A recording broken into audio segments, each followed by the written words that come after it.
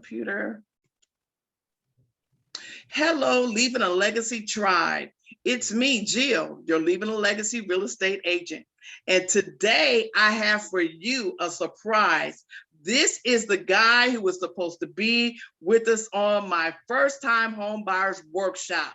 But unfortunately, I dropped the ball. I gave him the wrong date. So it's all about being accountable, right? We can make mistakes, we can fall forward. And so I called Eric, and he didn't have a problem getting on one-on-one with me and doing a recording for my audience. And so I'm grateful and ready to introduce you again to Eric Counts, the CEO of Credit Nerds, and he's also an author, and he has done a whole lot, and I'm not gonna tell his story. I'm gonna ask Eric to share with us his story today and answer some questions regarding credit.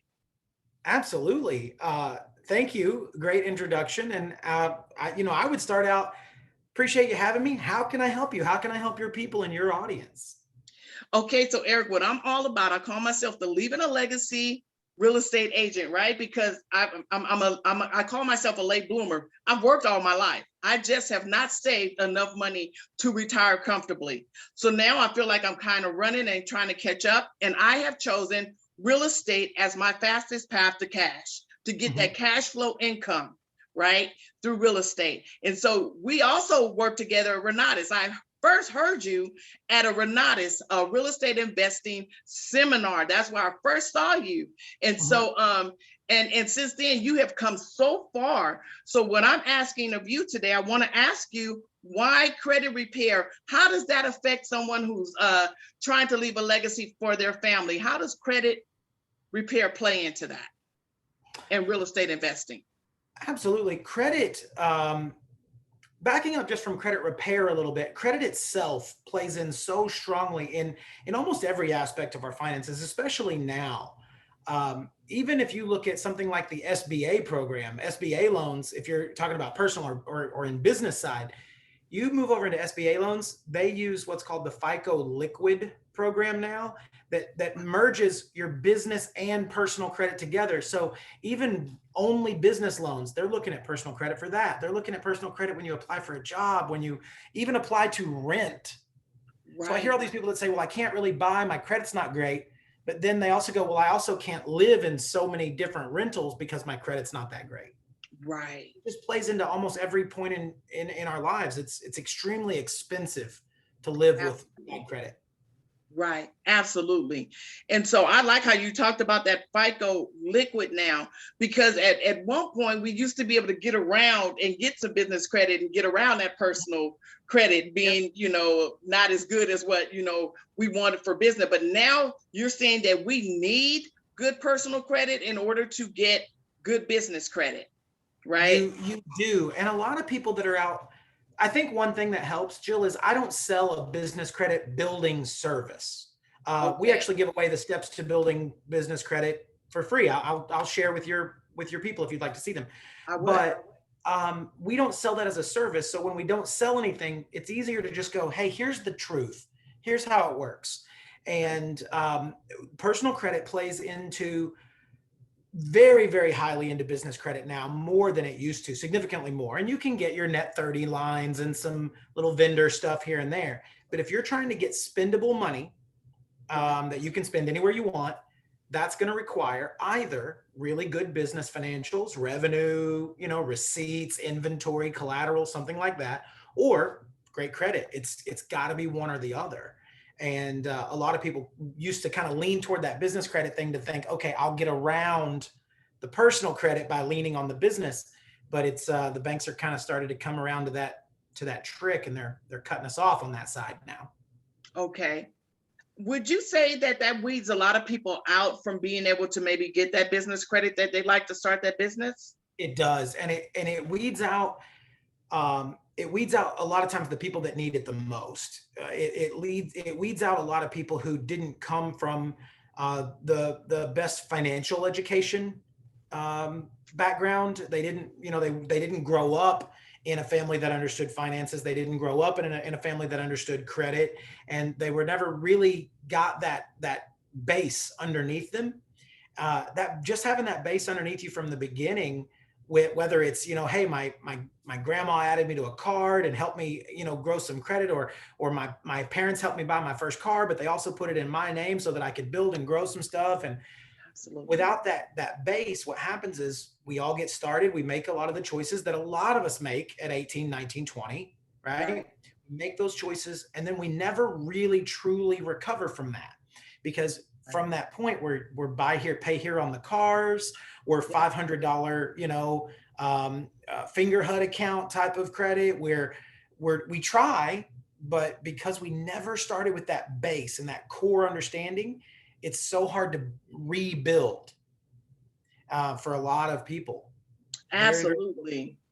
Absolutely. That's my story. That's my story. I mean, my mother filed bankruptcy every 7 years religiously because it was a clean slate for her. And so my mother gambled, and she loved to gamble. And that was like her treat. I don't know how she didn't always lose. Let me say that, because I was going to say, I don't know how losing money winds up being your thing to do that seems to be fun. But she always went with the mind that I need to win some money. I need that big win. And my mother is hit up in the thousand, 25,000. She's hit as big as 50,000, I think, at one time, or 25,000. Let me just say that. But she would file bankruptcy every 7 years. Mhm. And that was her clean slate. And that's what I grew up seeing. And they would help me out with the cars and stuff like that, but they weren't necessarily teaching me, Jill, we're doing this to help build your credit, and this is what we want you to do. And so even though I saw my mom do that, thank God, I've only filed bankruptcy one time, but I've never really worried about my credit because I always made good money. And if I couldn't pay for it Yeah. cash, but still, I needed good credit. I need that now. I Right. need that now. I needed that foundation. Businesses fail, and when you take somebody like you're a real estate professional, Right. even though you are probably hanging your license in your broker's office, you still are a business, and it still costs you money to run your business, and expenses to run your business, and advertising, and driving all over the country, and all of those expenses that you have. The reason that people and businesses, I will say, the reason that businesses, but especially privately owned, mom and pop type of businesses, Uh-huh. fail is simply because of the lack of access to money, and they end up having to go back to a job. It's just that simple. Absolutely. If they just had Absolutely. a cushion to help them get through, it wouldn't be so hard to fight through that hump. And once you're over Absolutely. that hump, as crazy as it sounds, making your first 100,000 is hard. Right. Making your first 500,000 isn't maybe even as hard. And making your first million, my first million wasn't as hard as my first 100,000, Jill. Wow. Right. Because what happened was that first 100,000 was so hard. You're struggling every single day because I had to do all of it. I had to do all the work. I had to do all the effort. I had to do everything. But then after I got that little bit of cushion, now I had some help. I had an employee. I had an office. I had a phone line. I had the stuff that I needed to really run a strong, a strong business. Absolutely. And man, it got easier to make more money because I Right. had a little bit of cushion, and I didn't have to stress and worry so hard every day. Absolutely. So, that's really exciting. I'm excited now. At first I wasn't so excited because we talked about the business credit, but here's the deal. I make six figures on my job. Mhm. And like I told you, I'm a late bloomer because I always made good money. I love the good money, but I haven't been permanent. Now I'm permanent. Now I'm paying into a retirement. But guess what? It's almost time for me to retire. I got 6 years I'm giving. I'm not giving my whole life to this job just so I can save up some retirement, because I'm Mhm. going to invest in real estate. I'm going to do my business. So Yep. that's why I'm going to need to come to you and be talking to you about what's some of the fastest path to cash. Like you say, you've already been where I'm trying to get so that I can retire, right? To get that $100,000 in cash, Yeah. cash flow. So getting to that point really relies, and the reason that I also love real estate so much is real estate offers me two types of income. Real estate offers me the passive income and that massive income. So passive income and creating my rental portfolio, and we've got some properties where this spring we're building some duplexes on some new land we have. That passive income is great in the long term of retirement, but at the same time, I can do, a flip, I could do a rehab, I could do, I could do something that can generate massive income at the same time and create passive income as well. So I'm a big fan of a real estate wealth cycle. I do mine a little bit different. I do like business income. So I like to generate income using a business and then Right. move over and have that steady income first. But utilize a business, start a business, and Right. then invest in real estate. So, which brings me to, you started Credit Nerds, and then you have this spinoff of that. And I'd like for you to share with me and my tribe what it why that business, the credit repair, and then talk about your spinoff, what you did in order to bring you in more massive cash. Sure. So I took a job, Jill. I don't think I've ever told you this story, but I took a job working for a credit repair company. I just needed a job. We've all been in that place, right? We just Right, needed right. I needed a job, Absolutely. and I took this job working for a credit repair company. I worked there for about 4 months, 5 months maybe, and I realized that everybody was getting ripped off, and Mhm. they were charging all the money up front, and they just weren't doing anything. And I'm from a small town, and I remember thinking, if you help someone in a small town, they will tell two or three of their friends. If That's you rip right. somebody off, they will tell everybody they ever meet for the rest of their life that you Absolutely. ripped them off. So I did all that I could really do. I went around and tried to find everybody, and I apologized and said, I can't give you your money back. I only made a $50 commission on the sale. I Wow. can't give you the $50 back because I've been feeding my family, but I think you got ripped off. I said, but what I will do is I think I've learned a little bit about what they're supposed to be doing. And I think I can try to help you. So we started doing the service for all of those people with no fee. I was just trying to make something right. Right. And I started getting phone calls. Hey, are you the person helping people with their credit? And I would say, I am. And I had no business sense. And they would say, can you help me? And I'd be like, I guess so. I mean, I don't really have time, I mean, I got a job. So um, one day I got a phone call, and this person said, hey, are you the person helping people with their credit? I said, I am. And he said, what does that cost? And it was like this light bulb, I was like, what does that cost? So we were one of the first companies that, when we decided how to really charge, I wanted it to be incentive based. So when we first started our company and charging fees for what we were doing, we were charging for each item we were successful at removing, Absolutely. Yes. right? Right. That way I could Right. go, hey, listen, if I get that removed, I'll charge you $50. But if I don't get it removed, no fee. And I thought, Absolutely. there's no way to be more fair than that. And Absolutely. then we got that process where we automate it very, very well now. And we're very transparent. The majority of our service is automated. We built some software that reads the report. We built some software that automatically generates some disputes and things that happen. So it's very automated. But because we've automated it so well, our services at creditnerds.com are now free for the public. Right. So we don't charge for any removals, any deletions. There's no hidden, secret things. The only requirement of our services is to keep a premium 3 bureau monitoring account. And it is a specific one. It's one that we do partner with. And yes, they pay us a little marketing fee, right? Right. Right. $39.95 for the marketing or for the monitoring. And then that's it. We don't charge you a dime more. Right. And But the 100 for the auditing, for well, the that's an audit fee. optional. Right. Right. There's a $97 if you choose an audit fee, and the audit fee is a 18 to 20 page document where we really break down. There's an education section. Here's your items. Here's how they're affecting you. Here's what we recommend. But even that, Jill, is completely optional. That's Right. not Right. a required fee. We do recommend it, of course. The more information you have, Right. the better. But we just Absolutely. wanted to make something really fair. And the reason we did that was because we noticed that the majority of our real help that we were able to provide for people came in the funding side, Uh-huh. in helping them get Right. access to money, helping them get access to property lending, helping them get access to that stuff. And by doing that, we realized, what if we just got more people to there? Right. So it's not a requirement to do funding with us, but most times if we're able to get your profile where you can't get that money, and then we get you to where you can get the money, who are you going to go with to fund the property? Well, with me. Absolutely. So, Absolutely. we, like I said, there's no contract or no, obligation, but that's Right. what we did. We realized, you know what, let's just help people get to what they really want, which is to fund their property or to fund their business or to fund their, let's actually help them reach their goals instead of Right. focusing on a score that doesn't really matter. Okay. Right. And so, but at the end of the day, if we want those services, our score does need to be a certain level, right? To get those services. And you're going to show, do you mind going to your website and showing I, us a little bit of that?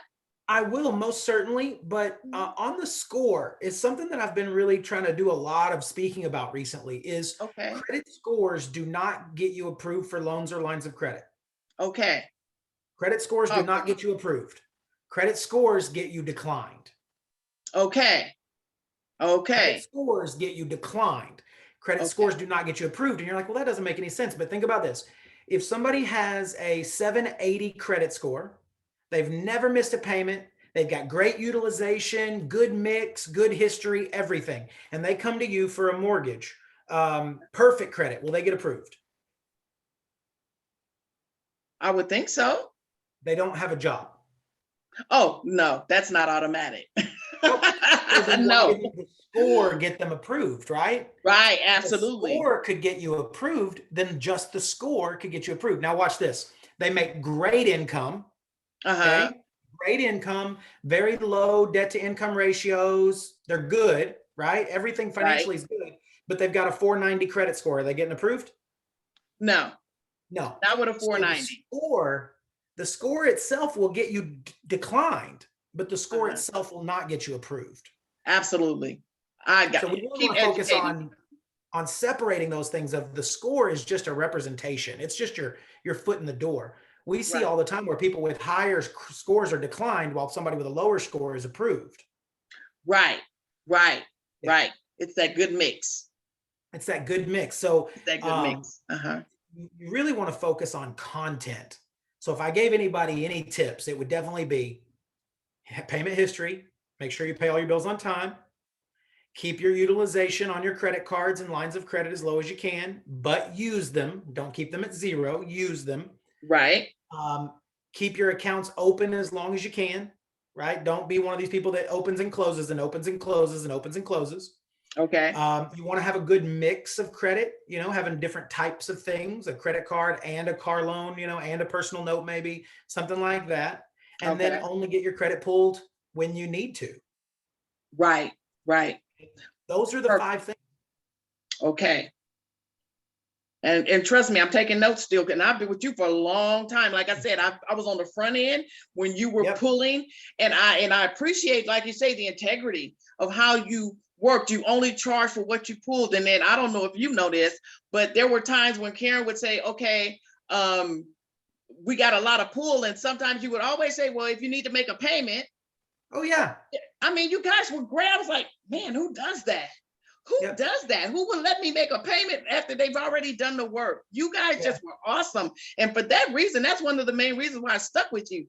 If I Yeah. had to push a payment out or something, oh, no problem. Go ahead and just, break it up and do what you, my God, that was By wonderful. aligning our company's goals with our customers' goals, that payment wasn't really ever our goal, Jill. You know what our goal is with people?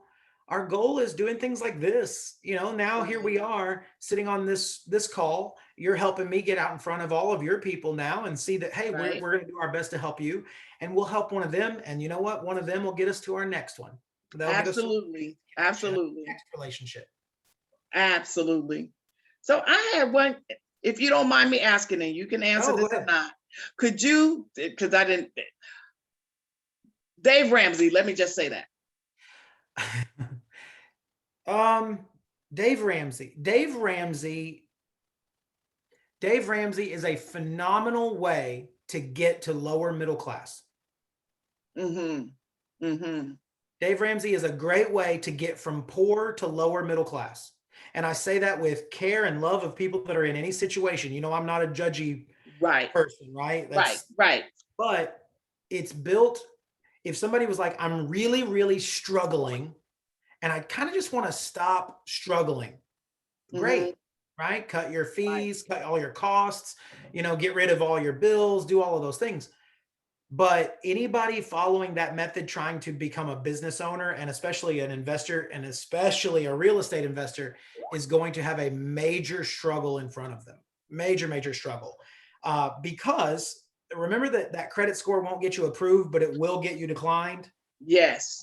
Now, I'm going to tear up all my credit cards. Great. So you have no available credit, which means your credit scores exactly the same as if you were completely maxed out.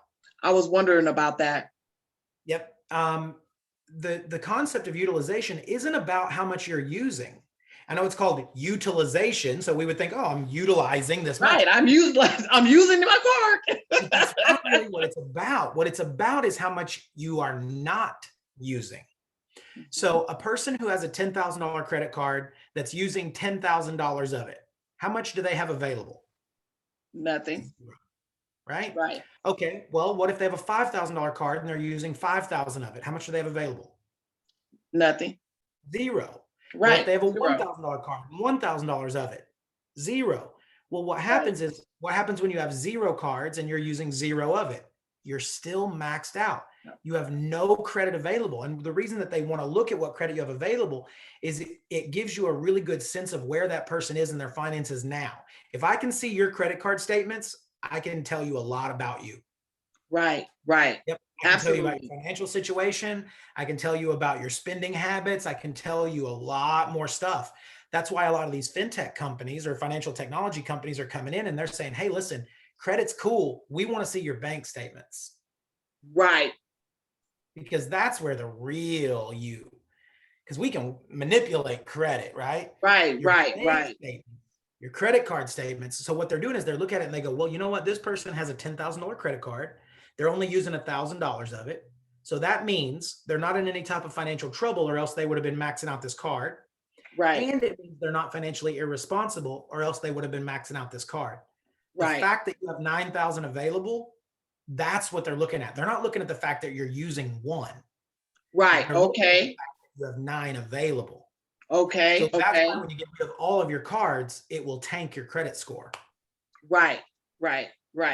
Yeah. So I just purchased my home, but on that I had to do, I had to open up some credit, and do certain things to bring my house up to snuff to do the Airbnb. And so what I watched when I just did my score, I just watched it do a nosedive. It just nosedived, and I was like, no, stop.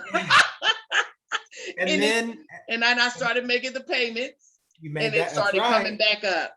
And I was like, oh, okay, so here we go. And credit is a tool, not a trophy. Right.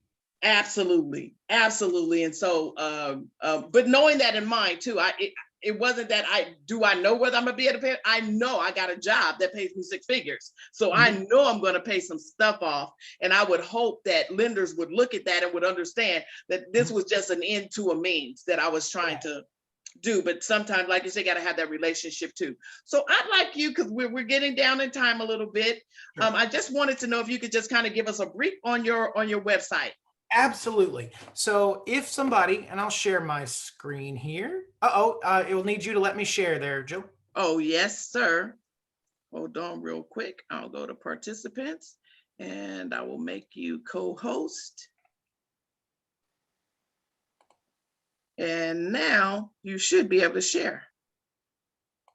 Share, there we go. And I can. So I'm going to jump in and I'm going to go to creditnerds.com, just like it sounds. And here you go, if that helps. There's my nerd tattoo. So when somebody lands on our site, they see credit repair and personal and business funding together at last. We used to have 2 sites and kind of marketed them separately. Right. And we said, you know what, let's just do this together.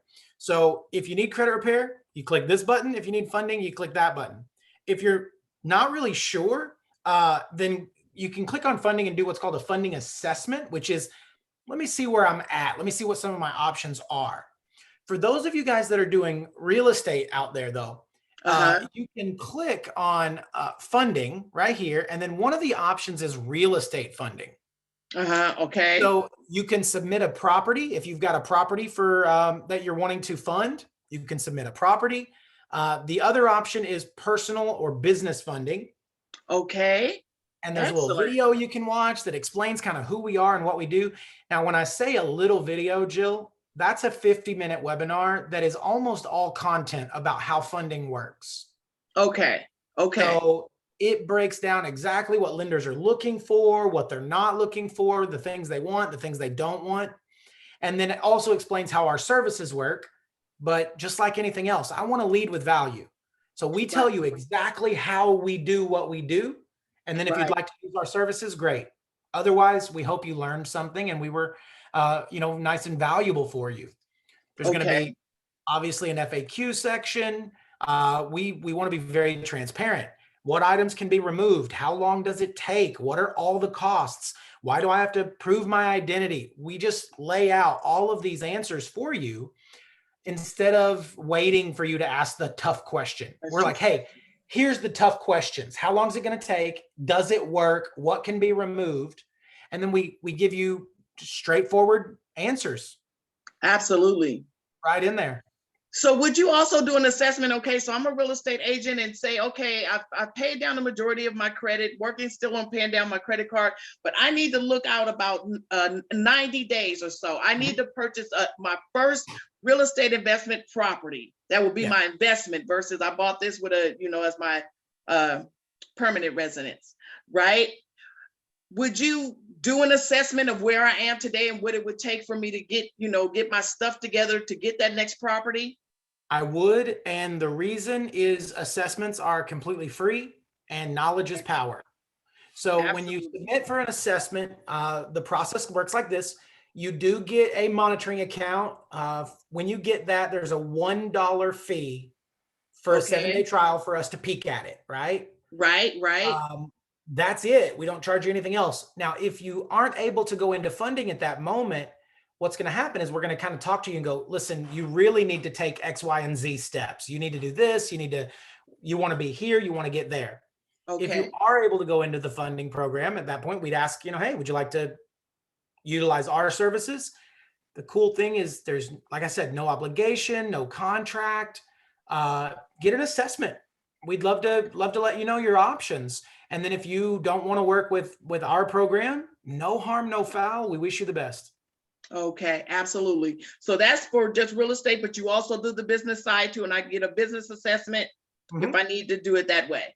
Yep. So when you get an assessment, one of the questions is going to ask, if it's personal or if you also own a business.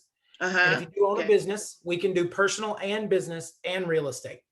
And those are all approved in different ways. Personal funding and business funding are approved different. Right. And real estate funding is definitely approved different than personal and business lines. Absolutely. Absolutely. Well, I'm certainly excited, Eric. I do want to thank you for the time that you've shared and educated us and my tribe and these are my family and my friends.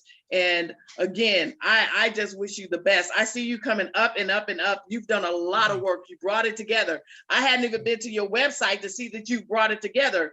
They actually gave me the other website that you had to go for. So I'm really, I'm really excited for this. And I look forward to partnering you and having and sending my people your way to partner with you also. Thank you so much again for your time. I'm going to leave you with that link though.